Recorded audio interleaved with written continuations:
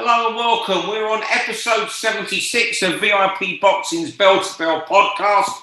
If you're watching on YouTube, or listening on Spotify or iTunes, leave us a review. That would be fantastic. And if you could subscribe to the VIP YouTube channel, that was great. I think that's 17.5 or 18,500 subscribers recently it were hit. So that's very good. You know me, Steve Lillis. You know my co-host, John Evans.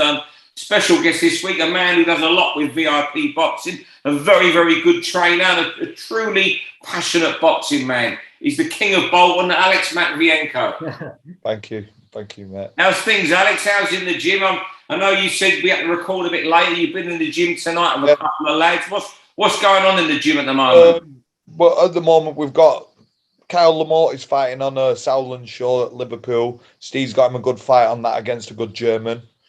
Mickey Ellison's come back and he's fighting for the Central area on a VIP show, so that's going to be good. We've got our own show with Steve the 16th of July, so we're busy with that. Just had a girl in the World Championships, her first international. She's a really good girl. She spars Savannah and Tasha.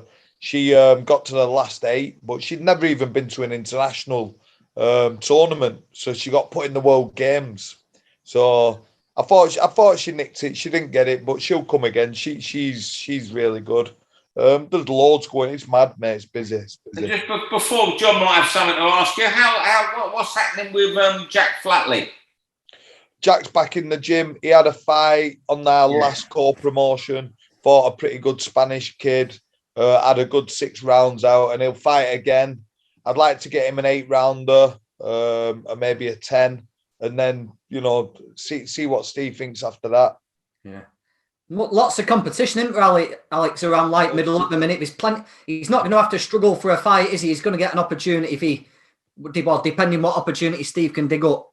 It's always been that weight class, hasn't it? But throughout, you look through the history of boxing, and the light middleweights have always been like, an exciting division. It's everyone. It's like heavyweights and moves like flyweights. Everyone loves the light middles. So he's not going to be looking for opponents. He'll have plenty, obviously, won't he? He always does. Does. Yeah, good luck. All right, we'll press on then. You know how this works, Alex, or if anyone who's listening or watching for the first time, 6 3-minute rounds. The end of 3 minutes, John gets his bell out, rings it. And it's silence wherever you are, mid-sentence or whatever.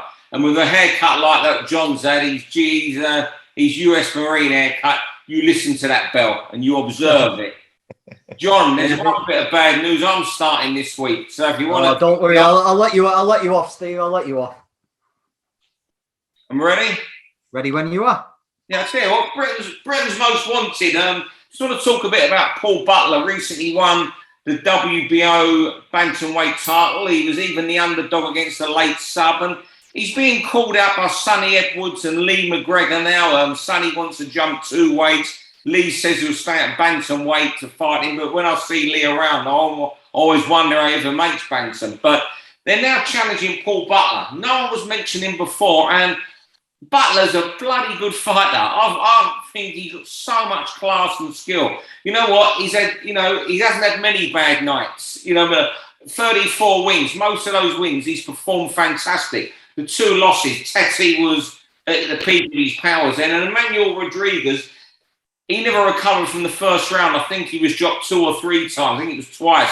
Never recovered, but still showed all the balls in the world to be fighting back after 12 rounds.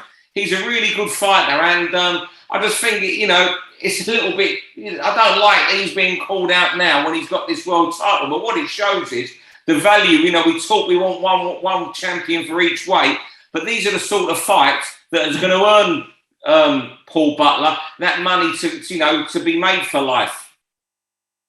Yeah, he's top fighter, Butler, isn't he? Remember when he had that real run where he was outstanding, wasn't he? When he was coming through on Box Nation, he was working off the ropes and moving his head and firing back in combinations. He looked sensational, and fair play to him for sticking at it, because he's not been given anything, has he, Butler? He's just had to plug away, take the opportunities when he can get them, keep making the weight, and eventually he's getting his just rewards. I'm with you. I think it's a bit disrespectful for people to say, well, jump up 2 weights to fight him. And McGregor, just plucking his name out of thin air. Now he's got a title belt. Might just bite off a little bit more if he can chew with Butler. He's a good fighter. On his day, he's really, really good. I agree with you, and he'd have a great chance against both of them, I think. And I'm a big Sonny Edwards fan. How do you feel, Alex, on this? And what's your take? I've known Paul for years. I remember him in the amateurs. His dad's run boxing. He's lived, breathed it, and his dad runs a boxing club in Elmsmere, Poor, and he's Paul Butler Senior, and he's just got lovely feet, lovely movement. You know, he listens to Joe well. Joe's great with game plans and, you know, getting people prepared for the fight. And you know, you can't. I don't really like the calling out fighters. I'm not into that. It's a gentleman's sport for me. I think everyone should act like gentlemen, and it's just not for me. It's a bit cringy. I understand it sells, it puts you in positions, but I like Paul. You know, going off, he's a good role model as well. You know, he lives the life. He's clean. He's exactly what you want in boxing. You know, I like Paul, and he's got good feet, good skills, great jab, and he listens well. You can see it. He's done a lot of rounds with my lads. I've had lads spar him all over the years. Well, the bell's gone, but you're going to continue talking, Alex. You want to talk about strength and conditioning coaches. I think you'll have an opinion on this. Yeah, I was just speaking to one of the fighters who's very passionate about boxing, and we were talking about strength and conditioning. And I've got 2 strength and conditioning coaches within my gym, and they've got master's degrees. So they've been to the pinnacle of learning, and one's an ex-professional boxer and an MMA fighter, one's done amateur boxing. They know the sport, and there's just so much emphasis now on strength and conditioning. I think it's running a bit out of control myself. So I was having the conversation with one of the fighters who's quite a well-known fighter. You probably know Alex Dillamani, and we were just chatting about it. And you know, and I was thinking about it, and I was watching Maxie Shilston this morning. That's why I mentioned it. And I think Maxie was the one who sort of got Spinks over the line with it, and it's sort of evolved, hasn't it, now, where it's massive. You know, these strength coaches are a big part of boxing, but is it detrimental? Shouldn't we be doing strength work more specific? You know, do we want to be jumping in sand, or, you know, try and pole vault over something, or riding a tricycle with, you know, a unicycle juggling? You know what? You know, I just feel like sometimes the emphasis is a bit too much on S&C. But I was wondering what you two thought. You know, go on, John. I think the difficulties come when the strength and conditioning coach doesn't work with the boxing trainer, and they've all got the different ideas about what we should be doing, and they don't liaise. Yeah. They could be working on something completely different. You've also got to be careful of these. I was talking to someone a while ago now who described it as if he had a strength and conditioning trainer and dietitian, and it was pretty much, he was teaching the kids what he'd teach your mum who was going to Benidorm for 2 weeks, you know, just to get them looking all right. Not actual functional strength, just the appearance of him. So he's good and he's bad. Was Shilston the guy who got Roy Jones ready as well? Yeah. For John Ruiz. Yeah, he's worked with quite a few, hasn't he? And I think he was like one of the first who did it. You know, he was one of the first, and like I said, he did it with Roy. He got Roy from light heavyweight up to heavyweight.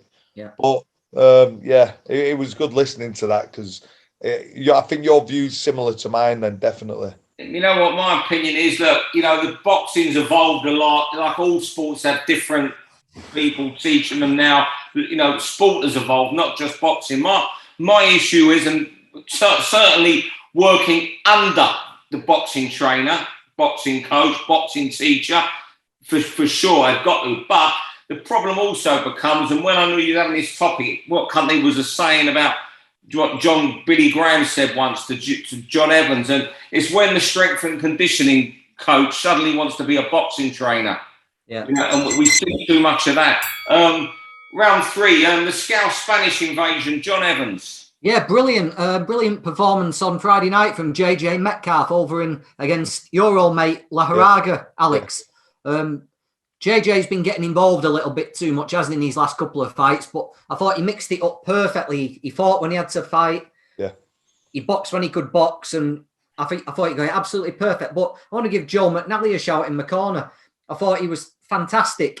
And he seems to be coming of age, Joe. He gave good instructions, very simple, but it was the right instructions. Everything he said worked. I thought it was a good person to have in the corner in that atmosphere. And also, we should give Liam Smith a shout out for something we might be talking about later, for being on his, on red alert in that dressing room, watching my hand wrapping and not standing for any bullshit, as Liam doesn't. And I thought it was a real brilliant team effort, a great win. And JJ breathed new life into his career, didn't he?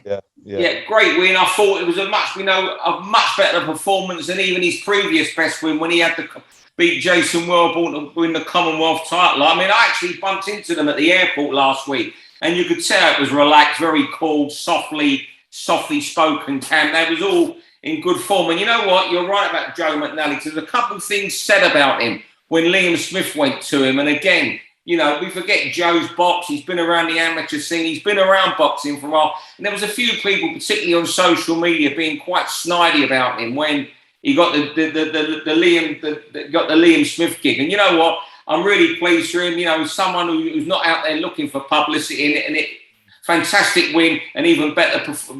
Fantastic by Joe, and even better performance by JJ Metcalf, who I didn't fancy to win the fight. What do you think, Alex? You Barrage are better than most. Yeah, you know what I said, JJ was going to beat him. Kerman's very good. If you stand in front of him and you let him catch you, he's got good power. He's solid. JJ weren't there to be it. He was just out of range. You'd catch him coming in, falling in. He'd move off. He never got stuck on the ropes. And, if you stand in front of Kerman, he hits hard. He's got good power. He puts all his weight through his shots. But JJ boxed absolutely brilliant. And I'm happy for him because he's another good person. And his dad as well. What a fighter his dad was. And it's crazy because the styles ain't really exactly similar. JJ's a little bit cuter. He has been known to scrap a little, but he showed he's a little bit cuter, JJ, and he can really box. He boxed really well and made up for him. Top lad. Yeah, big win winning away against the 2-weight European champion. Yeah. So, well done. One of the biggest wins we've had this year. There's a lot of... Round 4, Marmite Man. I'm going to talk about Ben Whitaker, who's signed with Anthony Joshua's management company. He's now with Box. They're going to be on Sky. There's all sorts of rumours about the signing on fee that he got. I've heard a figure off a couple of people, but I don't think it's the right to say it because it could be a bollocks like a lot of boxing talk is. But you know what? None of the Olympians yet have really made that mainstream impact. People, they've had exposure. But you know what? I think Whitaker is the man people will tune in to watch him in a few fights. He's Marmite. He knows that. He'll know how to play on it. He sells well. He looks really good on camera. You look at them pictures last week that Sky put out, the publicity. Some he sort of looked, what a cool guy. Others he looks a bit of a baddie. And I think he's going to make a mainstream impact and quickly. I really, really do. What he can achieve, I don't know. There's been rumours of injuries after the Olympics and some stuff that's quite serious, his injuries, but we'll see. I'm really looking forward to this career, and I think he's the one people are going to be talking about very, very quickly. By the end of the year, he will be the best known, even though he ended up with a silver and maybe could have lost one or two of them decisions. I'm really looking forward to that career. And you know what? I'm behind him. I'm one of the people who like him. I like peak fighters like that. Yeah, we'll have to see. Go on, Alex. I was going to say, you're saying he's probably going to get a bit of attention. I think he'll get a bit more when now Sugar Hill's involved and the ball sat there at the press conference with no top on, and Sugar Hill's a right character, isn't he? And he draws a lot of attention just himself. So maybe it was a good move as well. Great point. Yeah, he's got Fury in that camp, and he's going to be around a lot of charisma and he'll learn the business fast that way, won't he? Obviously. Yeah, do you know what? You're dead right. He's the one who's going to stand out. The rest of them are good fighters, but they've not got that X factor, have they? And that's what the last Olympic crop's suffering from at the moment. I was talking to people, I was down at the O2 at weekend, talking to people down there. Who were the headliners? No one from that last Olympic cycle's really captured the imagination and can sell out an arena, I don't think, off the top of my head. And Whitaker is the one from this who I think might carry it all a little bit. He'll be headlining and Belal following his slipstream. But yeah, let's see how he can fight. That's the important thing, isn't he? If he stinks, he's not going to be selling arenas out. He's got to actually do something. So let's just hope they market him right, that he is that Marmite character. Because if I was a PR man, I would be marketing him as that man. Do you like him? Do you hate him? With things he says and the way he looks in pictures. For sure, those pictures Sky put out last week were another level. Fantastic job by the Sky PR team. Over to you, Alex. And you need hands in boxing, but it's how they're wrapped, isn't it? Well, yeah, but it depends in what countries and what rulings they follow. I mean, every country is different, aren't they? And I think in England we've got a really good association with the British Boxing Board of Control. And they're very strict and they do the due diligence, and they work really hard. I think when you go to some other countries, South America, South Africa, Spain, the sort of rulings are not as, they're a little bit probably behind us slightly. So we have now what we call stacking that we saw with the Liam Smith incident. And the fella was like, obviously, so he's going to say that anyway, because obviously they tried it when we fought with Jack. They tried that anyway. But in Spain, I don't think there will be anything. I mean, I'd have to check, but I think if you go on a Spanish show, you probably can start. But if you go on the European, the EBU, which they're fighting for, it's a different rule. So obviously they were fighting under the EBU rules, but they were fighting. I mean, Spain could have said, you know what, you're fighting under our regulations. So they could have maybe even said something. So it depends where you fight. And I know in Texas, you're allowed to stack. There's certain states and certain places that you're allowed to stack and you're not allowed to. And people say it's just really, it depends. If water gets in there, it can make it harder, they say. But a lot of it's for looking after your metacarpals. You've got to keep it an inch behind your knuckle. But obviously, there are the benefits because it's making the fist solid. So, people will argue and it'll always be a slight argument with it. But I remember 10 years ago, we used to stack in this, you could put tape on the hand in this country over 10 years ago. You could do that. And there wasn't as much now where now it's literally you can use 3 pieces, and stuff like that. And things have changed. So, but there should be no, obviously, what they've done is, trying to do it elite, people shouldn't do it elite. Like you've had the issues with Margarito and people, and that's going a little bit further, hasn't it? And you get people twisting, putting rope in like the ties, and it's a bit naughty, isn't it? But yeah, stacking. People will argue whether it's for the metacarpals, looking after a fighter's fist. You need them as long as you're not going over the knuckle. That's what they'll say. So just tell people what stack. We've got 20 seconds, Alex. It's putting tape on the back of the hand, then bandage, then tape, isn't it? Yeah, or you could put bandage. I think he was putting bandage, tape. Yeah. There's different ways, or you could put tape on it. But either way, people say that it makes it more obviously solid. It makes this more, so there's less movement. Yeah. Because we're on a joint, aren't we? Flown through tonight. Over to you, John, for the final round. Yeah, I was down at the O2 this weekend. Bit of a VIP bell-to-bell reunion. And saw good old Denzel, new British champion. Went down to watch Jelly Scottney, who you've interviewed, put in a career best performance. And saw Akib Fiaz, Jamie Moore. So it was a bit of a VIP reunion. But it was down for Buatsi and Richards. Big fight. Thoroughly enjoyed it. Really good fight between 2 British light heavyweights. But I'm just wondering if we saw what we needed to see. I don't think either of them are ready for these top guys. I'm a Buatsi believer. I still am.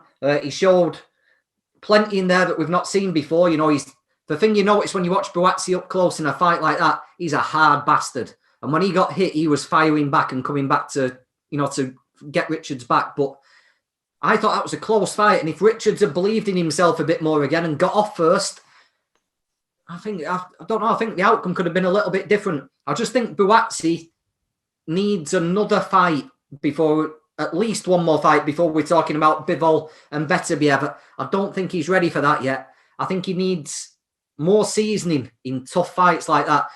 There's 2 guys in the matchroom roster they could make. They could make John Ryder and they could make Callum Smith.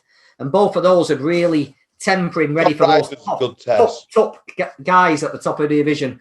It was a good fight, but I don't think either of them reached the level we were hoping for. I think we were hoping one of them would really stand out, and I don't think either of them did. I haven't seen the fight, John. I was away at the weekend, but it's good. It's good. Watch it. Yeah, I'm going to watch it. I've just literally been mad a few days away, and then one thing it is on my watch list for later in the week. But what interested me was afterwards, Hearn's talking up the fight. Eddie Hearn just, he wants to put him in a big. It's obvious, but Virgil Hunter certainly seems maybe of your thinking, John. He wasn't so keen at the eliminator. He got quite sharp with Eddie with a little clip of the press conference I saw. But, where do you have this fight for a WBA eliminator. If you're having eliminators, you should be ready for world titles. Maybe that's the old school I'm from. Look, his numbers, I've looked at his rankings today. He's 6 with the BO, 2 with the IBF. I think he's 4 with the WBC and 3 for Bivol's WBA. If you're having them sort of rankings, you're ready for world titles if someone's coming up. I know it's only number 1 rankings, but you've got to be ready for those if they come now. It's no good Virgil Hunter saying, he's not ready. He just had a world title eliminator. Why didn't he do it with a British title the other night then? They're having these for world rankings to get world title fights. I can't comment on the fight. That's just my opinion. If you're number 2 in the world or number 3 of an organisation, you should be ready to take. So if the Turbiev people go to Eddie, and say we want to defend the WBC and IBF belt, well, what do you say? What's the point of being number 2 and 4 in the world? That's all I can really say, John, because I haven't seen the fight. Yeah. But a lot of good people whose opinion I listen to, yourself and Buatsi, who spoke glowingly about it, and Buatsi actually answering a few questions and showing things that he can fire back. Oh yeah. Alex? Yeah, I think the more you watch one, the more openings you see, the more flaws you see. And I think everyone were putting him on a real, he looked great beating Liam Conroy and people. He looked absolutely fantastic. But the more someone does fight, the more sort of flaws you see. And Richards definitely asked some questions. He had to dig deep, didn't he? And I think, as John mentioned, he started a little bit slower, I think, and then got his momentum, probably started believing in himself a bit more in the fight. And, Buatsi had to dig deep. And as John said, he probably learnt a lot from that fight, but maybe he does need another learning fight as well before he goes up against the best of the best. John, if I can just ask you, I was only following it on Twitter I was an hour ahead. It was like 1:45 in the morning when I got the result. I was in Madrid for Saturday night, and I was following it on Twitter, and I saw a lot of people just saying about the 9th round. I haven't really read into that. What happened in round 9, John? Round 8, Richards hurt Buatsi. He didn't. He wasn't tottering around the ring. He wasn't on the verge of being taken out, but he hurt him, and you could see Buatsi was tired and started just backing away a little bit. Richards gave him the 9th round off, and that's what I'm saying. He just bided his time. If Richards had come out for the 9th, he didn't have to jump on him and throw the kitchen sink. But if he put steady pressure on, things could have been a lot different. Yeah. Maybe, I know they put it in an eliminator, maybe they were expecting Buatsi to look a lot better than he did against Richards. Maybe we were expecting him to prove he's a class apart from people like that. But he didn't. I mean, it was a real good fight. They're both better than British level. Yeah. Richards' improvement is staggering. Yeah, I like Richards. It was a better than a British. Well, I'm not slagging the fight off. It was a good fight, an exciting fight. But I think they were hoping that Buatsi would really stand out. Stop him, yeah. And I think maybe that's why it was an eliminator. And I think maybe we might just think now, let's get him a loser of Joe Smith and Beterbiev, which I think we're all assuming he's Joe Smith. Joe Smith or Marcus Brown, Callum Smith, John Ryder, they're all great fights for Buatsi. And if he beats them, he's ready. What about if they offer the fight, go to Frank Warren and offer the fight to Callum Johnson? Callum Johnson, yeah. Great fight. Yeah, the one we want. John Ryder's he's been there and he's like the gatekeeper, isn't he? Really, he may have won against Callum, everyone was saying, wouldn't he? And he's been like the gatekeeper now, hasn't he? He's there. Yeah, that'd be a good test, that one. Definitely. But they'd both sell. We like these all British fights. That was it didn't do too many tickets, but the people who were there were into it. Any of those fights would sell, and it'd be the real test for whether Buatsi's ready for it. Because I think they might just have a couple of second thoughts after Saturday. All right, then, fellas. Well, I think we went well over 3 minutes there. John, thanks as always. Anything you want to add, John, before you go about, advertise your barber or something? I don't need advertising. Speaks for itself, doesn't it? Handsome man, I've got to show off my features. No point hiding it behind hair. Chiseled. You were chiseled for London at the weekend, mate. Anything you want to add, Alex? I know it's been the end of a long, long day for you, mate. No, I'm fine. But thank you for, obviously, it's a privilege to be asked by two boxing men to come on and speak. Yeah. So another 2 months, we're back for you again, mate. And we'll try and get it when you haven't been in the gym all day, mate. When it's all right. You can chill. I mean, that's never going to happen. Your family must think it's 9:15 now and it's still boxing. Yeah. Well, I'll put the telly on. It'll be boxing again. I'll find something to watch. So yeah.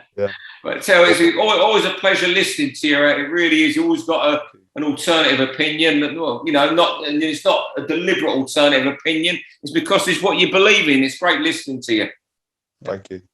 Thanks everyone else who's watching this weekend. All take care. Thank you.